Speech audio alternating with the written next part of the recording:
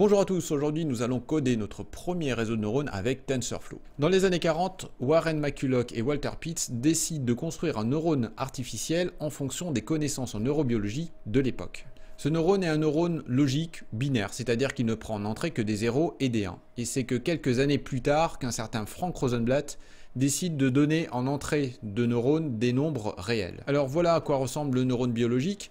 Le principe n'est pas très complexe. Un neurone reçoit de l'information de n neurones plus en amont et l'information va passer plus ou moins bien à travers une fente synaptique qui va se modifier au fil du temps et c'est en fait ce qui permet l'apprentissage. Le neurone, la cellule, ayant reçu plus ou moins d'informations, décide à son tour de laisser passer de l'information ou pas.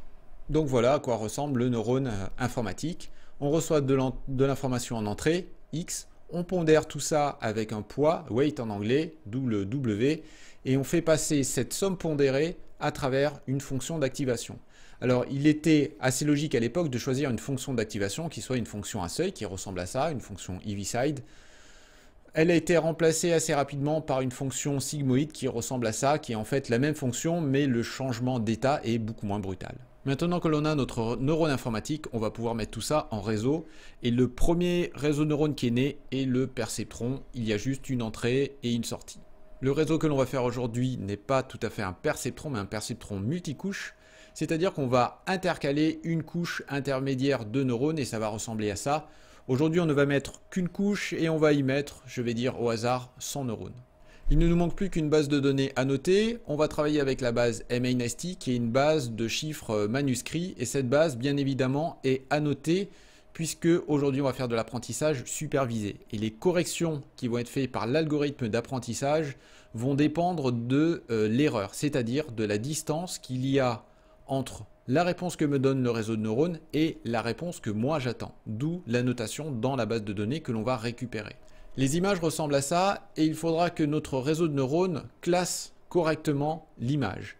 Alors le vecteur de sortie sera un vecteur 10, il y aura 10 neurones en sortie, il faudra que l'ensemble des coordonnées de ce vecteur soit égal à 0, sauf la coordonnée qui correspond à la classe de mon image. Ce que j'attends donc de mon réseau de neurones, c'est pas qu'il me dise 2 lorsque je lui donne cette image, mais c'est qu'il me renvoie ce vecteur. Une dernière chose sur l'apprentissage supervisé est qu'il va nous falloir 2 jeux d'images. Un pour l'entraînement et un pour tester notre réseau de neurones. Parce que ce qui est important, c'est pas que notre réseau de neurones nous fasse de bonnes prédictions avec des images qu'on lui a montrées, mais au contraire qu'il ait une bonne capacité d'abstraction et qu'il arrive à faire de bonnes prédictions sur des images qu'il n'a jamais vues. Donc on va l'entraîner avec un jeu d'images et on va le tester et décider si on arrête ou pas l'entraînement avec une base de test. Première étape, récupérer la base MNIST. Donc on va taper MNIST Dataset dans Google. C'est le premier lien, le site de Yann Lequin. Et là, il y a 4 fichiers, 2 pour l'entraînement, 1 avec les images, 1 avec les labels, et 2 pour tester votre réseau de neurones, 1 avec les images, 1 avec les labels. Vous récupérez tout ça et on met tout ça dans un répertoire MNIST. C'est parti pour le code. Donc je commence à importer bien sûr ma librairie TensorFlow. La librairie NumPy qu'il faut absolument connaître, il y a dedans tout un tas de fonctions pour manipuler les tableaux, mais aussi pour lire des fichiers, on va s'en servir dans un moment. Je vais importer Matplotlib pour faire un graphe de l'erreur à la fin, et je vais aussi importer OpenCV, importe CV2, pour que l'on puisse voir les images qui sont présentes dans notre base de données. Les fichiers vont être lus avec la fonction FromFile de NumPy. Alors c'est facile, je lui donne un fichier et je lui donne le type dans lequel est codé le fichier. Là on a des entiers non signés sur 8 bits, donc np.unsignedInt8.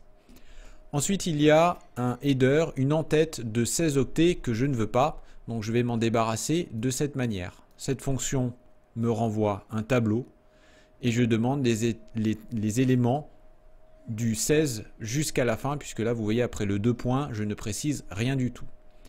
Et je vais changer la géométrie parce que là j'ai vraiment cet énorme tableau. Je voudrais le diviser en images. Je ne vais pas traiter les images en tant qu'image 28 x 28, on le fera dans une prochaine vidéo avec les réseaux à convolution. Là on va juste prendre des vecteurs de 28 x 28, c'est-à-dire des vecteurs de 784. et je n'ai pas besoin ici de lui donner le nombre d'images qu'il y a dans le fichier, il va savoir s'en débrouiller tout seul. Donc je lui mets -1 et il me découpe ça en vecteur de 784. Bien sûr, si je lui donnais un nombre d'éléments qui ne soit pas un multiple de 784, j'aurais bien sûr une erreur.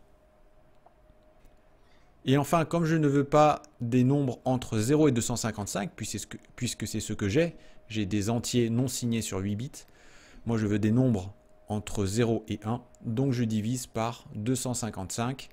Il suffit de faire ça en Python et tous les nombres du tableau sont divisés. Pour les labels, je vais utiliser la même fonction, fromFile. Donc je lui donne le bon fichier, le type est le même, des entiers non signés sur 8 bits. Et cette fois-ci, l'entête fait 8 octets et pas 16, donc je m'en débarrasse de la même manière. Alors là, j'ai un tableau de nombres. Ce n'est pas ce que je veux ne veux pas des chiffres entre 0 et 9. Comme je l'ai dit tout à l'heure, je veux des vecteurs de dimension 10 avec toutes les coordonnées du vecteur qui sont à 0, sauf la coordonnée qui correspond à la classe. Et je vais utiliser cette fonction. Alors, juste pour vous montrer ce que ça fait, je vais taper la chose suivante. Alors, import numpy as np. Je vais créer un tableau dans lequel je vais mettre, par exemple, 2, 3 et 9. Et je vais faire np.i. Ici, je lui donne la dimension du vecteur. Donc, moi, j'ai dit 10 puisque j'ai dit classe. Et je lui donne le tableau de cette fonction, de cette manière.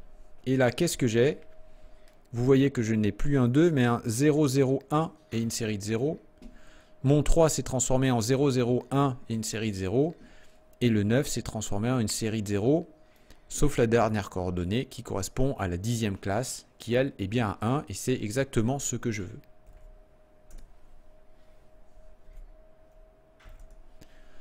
Voilà ce que je fais sur cette ligne, et je fais exactement la même chose avec le fichier de test. Alors notre programme en TensorFlow va être séparé en deux parties.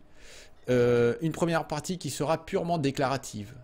On va avoir la description du modèle, c'est-à-dire les calculs que l'on fait entre chacune des couches, puis on va lui dire comment on calcule notre erreur, quelle fonction d'apprentissage on veut utiliser, et enfin comment est-ce que l'on évalue la précision de notre réseau de neurones, et en fonction on pourra quitter l'apprentissage ou pas. Et dans un deuxième temps, on lancera avec session.run, on lancera tout un tas de calculs, on lancera l'apprentissage, on lancera des tests, on pourra faire vraiment tout un tas de choses. Une deuxième chose là, en premier, ce que je vais déclarer, c'est ce qu'on appelle des placeholders. Les placeholders sont des sortes d'interfaces entre l'intelligence artificielle et moi. Là, on a créé des tableaux à partir des fichiers que l'on a lus de la base MNIST. On ne va pas, lorsque l'on va décrire nos calculs, faire référence à ces tableaux. On va faire référence aux placeholders et dans ces placeholders, on viendra placer un certain nombre de photos, on viendra y placer l'information que l'on veut y placer. C'est une sorte d'interface entre l'intelligence artificielle et nous. Donc voilà ces deux placeholders. Il y en a deux, un dans lequel je vais mettre les images, un dans lequel je vais mettre les réponses que je souhaite qu'il me donne. Donc le premier est ici, ph_image. Je lui donne une géométrie. Là, la géométrie, on a dit que c'était des vecteurs de 784. Donc un petit peu comme reshape, je lui donne un none. Pour reshape, c'était -1. Le none représente la même chose, représente le fait que je ne sais pas combien de vecteurs 784 je vais lui passer, mais TensorFlow sera s'en débrouiller. Et je lui donne le type, on va travailler avec des flottants. Donc ça, c'est... Là-dedans, il va y avoir les images et ce sont les neurones d'entrée. Là, je vais mettre la valeur que je souhaite que mon réseau de neurones me donne. Donc des vecteurs 10. Et idem, je ne sais pas combien je vais lui en donner, je verrai plus tard. Là, je vais commencer à dire à TensorFlow comment je vais faire mes calculs. Donc on va faire les calculs entre cette couche intermédiaire et l'entrée du réseau de neurones. Donc on a dit que chacun des neurones était connecté à l'ensemble des neurones de la couche précédente. Donc qu'est-ce que ça donne? Ça donne ceci. Ici je déclare une variable TensorFlow dans lequel je vais mettre des poids. Ces poids je vais les tirer au hasard Et on va utiliser pour ça une loi normale. On ne va pas prendre une loi équiprobable. On va prendre une loi normale centrée sur 0 et de variance 1. Alors, je ne vais pas prendre cette loi normale. Je vais prendre une loi normale tronquée. On voit ici le nom de la fonction. Pourquoi? Parce que même si c'est très peu probable, je pourrais avec cette loi normale avoir des valeurs extrêmes, des valeurs très grandes. Pour éviter ce problème, je vais prendre truncative normale qui ressemble plutôt à ça, qui est tronquée en fait entre au-delà de 2 et au-delà de moins 2. Et sa géométrie va être simple, 784, ce sont les neurones d'entrée, multiplié par NBRI. Donc NBRI, c'est la variable qui est là, c'est le nombre de neurones de ma couche intermédiaire. Tout à l'heure, j'ai dit que je mettais 100 neurones sur ma couche intermédiaire. Donc là, j'ai besoin de 784 fois 100 poids. Et je donne ici le type. Ensuite, il me faut un biais. Les biais, on les initialise à 0. Donc c'est ce que je fais là. C'est une TensorFlow variable. Et je remplis ça avec la fonction, je crée un tableau qui a une shape de 100 neurones qui seront initialisés à 0, dont le biais sera initialisé à 0, et le type est un flottant, et c'est noté ici. Ce que je vais faire, c'est une multiplication, donc je vais dire SCI égale sortie de la couche intermédiaire est égal à matmul, multiplication, des informations que je vais mettre dans mon placeholder qui est ici, que j'ai déclaré ici. Tout à l'heure, je viendrai y mettre mes images. Pour le moment, je fais référence à ce placeholder. Donc, je vais multiplier l'information qui est dans ce placeholder par les poids qui sont ici. Et ensuite, je viens ajouter le biais. Maintenant que j'ai fait ça, je passe tout ça à travers une fonction sigmoïde qui est ici. Donc, comme vous le voyez, les calculs sont vraiment très simples. Et je vais faire exactement la même chose sur la seconde couche, donc sur cette couche, entre la couche de sortie et la couche intermédiaire. Donc je refais la même chose, la shape est un petit peu différente, bien sûr, maintenant c'est NBRNI, donc mes 100 neurones multipliés par les 10 neurones de sortie, le type est toujours flottant. Ici je déclare mes biais, donc là c'est une shape de 10, j'ai 10 neurones, toujours initialisé à 0. Et je fais la même chose, je fais une multiplication. Alors là, comme c'est la couche de sortie, je ne vais pas passer tout ça à travers une fonction d'activation, mais je vais passer tout ça à travers la fonction softmax. La fonction softmax est une fonction mathématique qui me transforme un vecteur en vecteur de probabilité, c'est-à-dire un vecteur dont la somme des composantes est égale à 1. C'est quelque chose qui est classique sur les réseaux de neurones. En général, on finit toujours par une couche softmax. Bien, maintenant que j'ai décrit mon modèle, je vais dire à TensorFlow comment je souhaite calculer mon erreur. Donc la distance entre ce que me donne mon réseau de neurones et ce que je souhaiterais avoir. Alors là, on ne va pas écrire notre propre fonction, on va faire confiance aux mathématiciens qui nous disent que entre deux vecteurs de probabilité, on fait le calcul d'erreur avec l'entropie croisée. Donc c'est cette fonction qu'on va utiliser. On va lui donner deux paramètres, le placeholder dans lequel on viendra tout à l'heure placer nos labels et la sortie du réseau de neurones. Alors attention, ici, on ne donne pas la sortie du réseau de neurones après le passage dans la fonction softmax, mais avant le passage dans cette fonction. Et dans la documentation de TensorFlow, on insiste beaucoup là-dessus. Je vais ensuite dire à TensorFlow quel algorithme d'apprentissage je veux utiliser. Il y en a plusieurs, on les verra au fil des vidéos. Là, je vais utiliser cet algorithme et je vais lui donner un coefficient d'apprentissage que j'ai défini ici. Ça, c'est une valeur assez classique. Et ce que je vais lui demander, c'est de minimiser, c'est ce que je fais là. Je vais lui demander de minimiser l'erreur dont je lui ai précisé le calcul sur la ligne précédente. Enfin, je vais évaluer la précision de mon réseau de neurones. Donc pour ça, je vais utiliser deux fonctions. Alors je vais commencer par ça, par la comparaison entre ces deux choses, ce tfmax et ce tfmax. Argmax, c'est la fonction inverse de np.i. Tout à l'heure, on a vu qu'avec np.i, je transformais un nombre en vecteur de probabilité. Ici, je vais faire l'inverse. Donc cette fonction va me renvoyer quelle est la coordonnée qui est la valeur la plus élevée. Donc là, tf argmax, la sortie du réseau de neurones, donc je vais avoir la sortie la plus élevée, donc la classe dans laquelle mon réseau de neurones met mon image, et je vais prendre la bonne réponse, la réponse que je souhaite avoir, et je vais voir si les deux sont différents ou si ces deux nombres sont égaux. Et je vais faire une moyenne là-dessus. Alors il faut faire attention, il faut juste faire un petit changement de type avant avec un tcast. On caste tout ça en flottant. Et maintenant je peux faire la moyenne sur ces égalités. Et avec ça, j'ai la précision de mon réseau de neurones. Donc là j'ai fini la première partie. Il faut bien comprendre que TensorFlow n'a pour le moment absolument rien fait. Même quand je lui dis que je veux initialiser mes poids avec une loi normale tronquée, il ne l'a pas fait. Il a juste enregistré le fait que je souhaitais faire ça. Et maintenant, je vais lui demander de faire tout un tas de choses avec la fonction session.run. Donc, c'est parti. WithTF session as s. Donc maintenant, je vais faire appel à chaque fois à cette fonction s.run.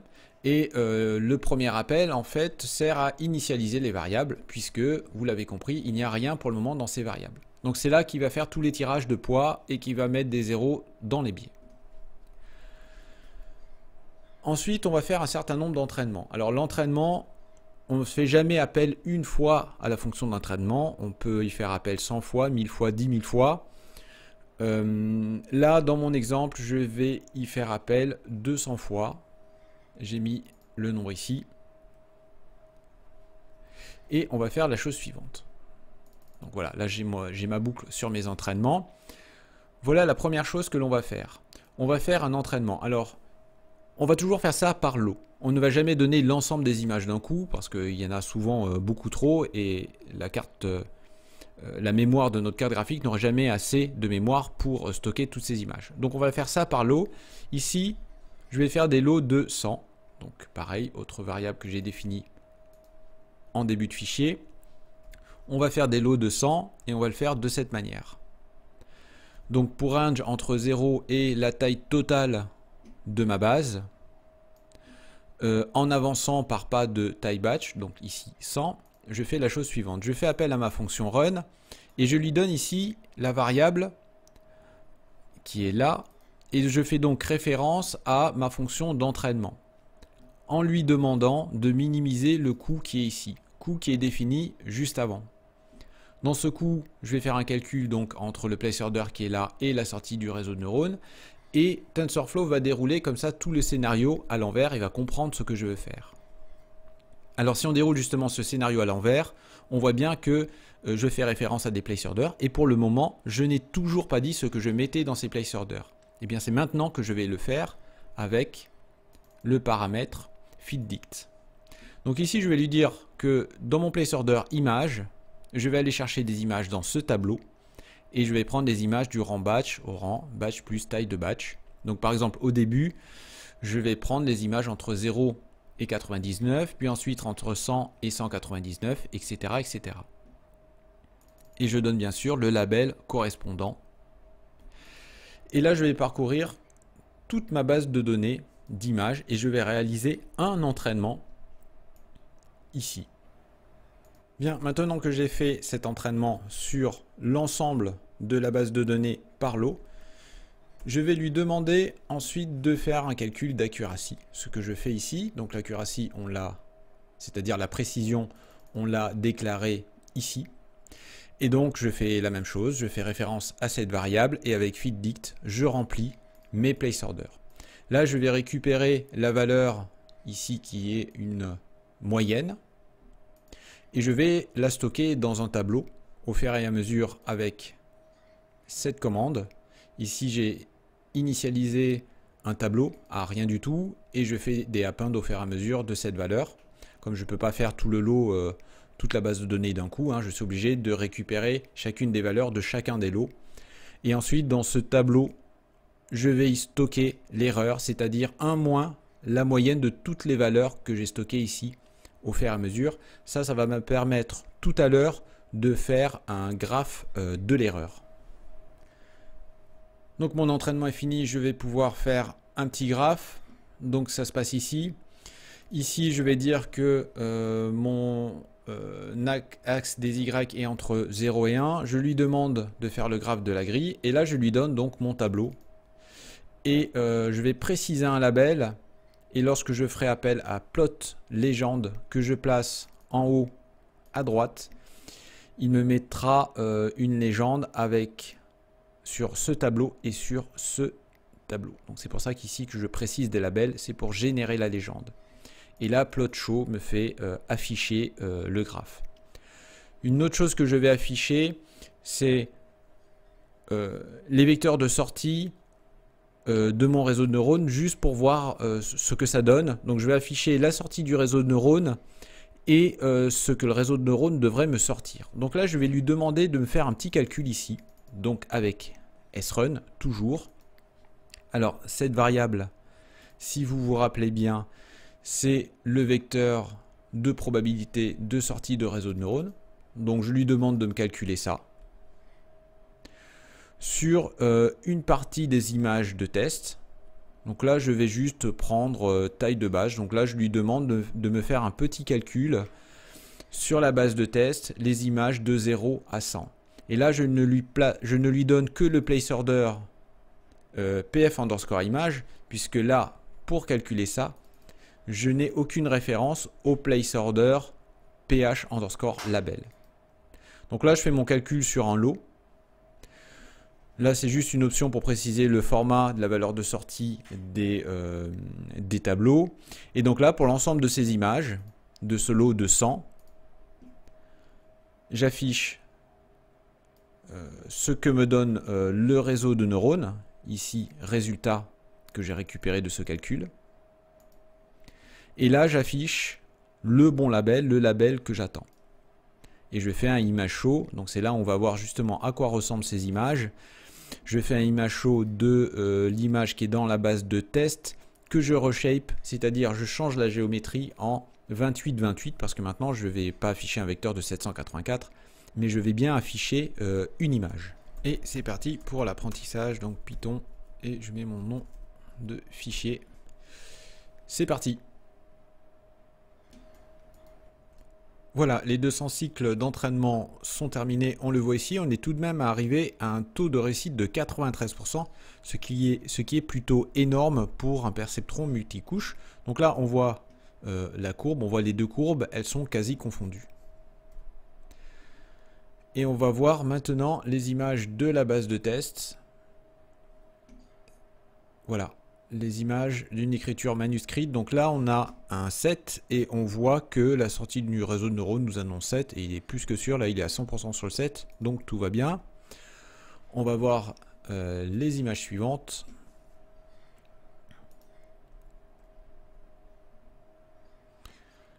Alors là, on a un 2 à 97%, donc on est plutôt bien aussi.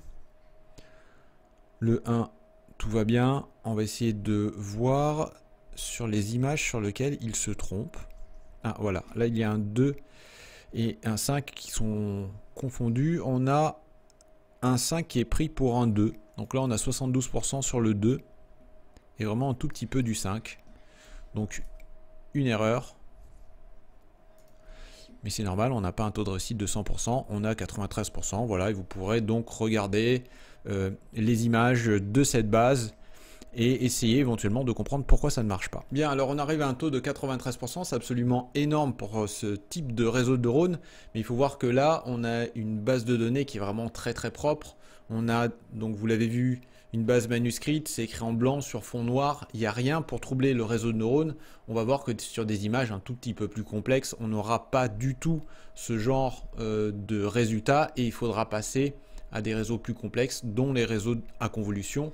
Et ça sera l'objet de la prochaine vidéo. Bien, j'espère que cette vidéo va vous aider dans vos premiers pas avec TensorFlow. N'hésitez pas à faire des commentaires, qu'ils soient positifs ou négatifs, sur le fond ou sur la forme. N'hésitez pas à vous abonner, ça m'aidera, ça m'incitera à faire de nouvelles vidéos. Et je vous dis à bientôt, je l'espère.